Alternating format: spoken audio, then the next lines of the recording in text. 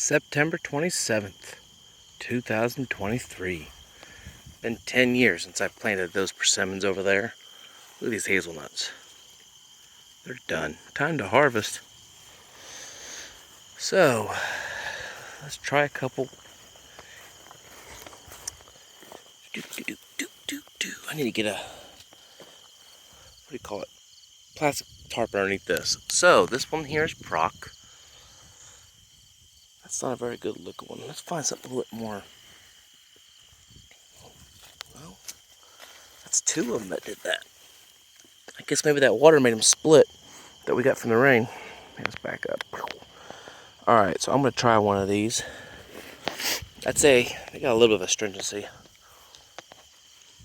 More than I care for. Yep. I'll make them into wine. That one's Proc too. This one, if I remember right, is WS, let's see here. Let's say it right. WS8-10 Jerry Lemons. So, these aren't as pretty as the Proc. Not as big as the Proc.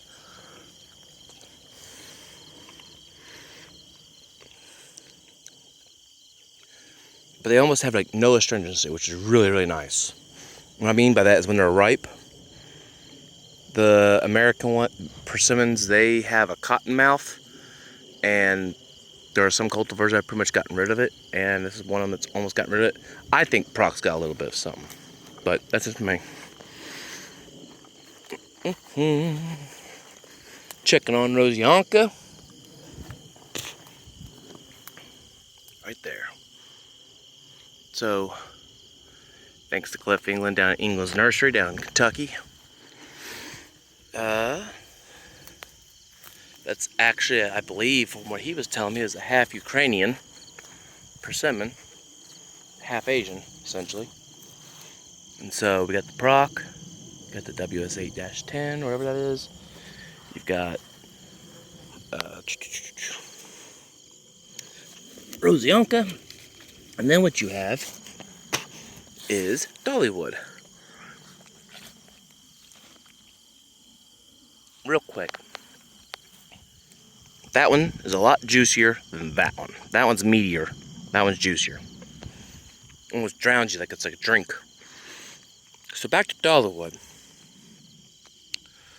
I think this is the second year it's produced. And so, go ahead and grab. When they're ripe, they fall off the tree. So I'm gonna, in the future, I'm gonna put a tarping system underneath this thing into a bucket. All right.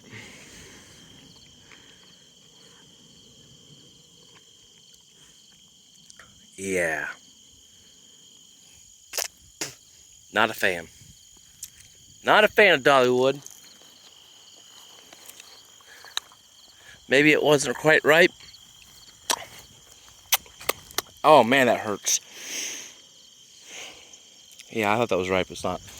So, before I go to my favorite one, which I've said before is H120. Look at all them pretty fruit. I think this is another WS8. Yeah, we're not gonna mess with this one. Cool. So, what I'm doing is just a walkthrough here, trying to figure out, because the last couple of years, but the first years that these things produced, and man, that cottonmouth is bad. Ugh. So, if you can look, let's see if I can't zoom in so you can kind of get an idea what they look like when they produce. So, Proc is the first one down there, and that WS one has, you can see how it's losing leaves. Let me get my hand out of there, sorry. And then the third one is the Dollywood. And then you look at this, and look at how all the fruit is clean. It's all the same color, there's no blemishes. And if you bite a bad one, grab one of these ones, the H120. Gotta zoom back out. This one, it's not as big. Man, it's good. This one's seedless. Sometimes they do have seeds, but and the only two males I have in this field are, I think it's F100, which is a flowering, fruiting male, and a male Rosianka.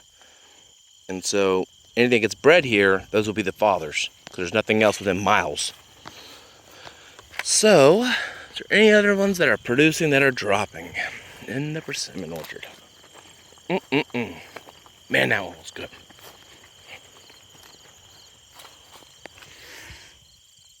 No, I don't think so. By the way, those tree tubes got to go. Those things were not helpful for my operation. But Cliff, down there at England's nursery, he did show me, he put one of these little metal poles here. I gotta get rid of this netting here, but put that T-post, and that prevents the bugs from rubbing on the trees. And so, yeah, maybe I'll implement that more. So, till next time, bye-bye.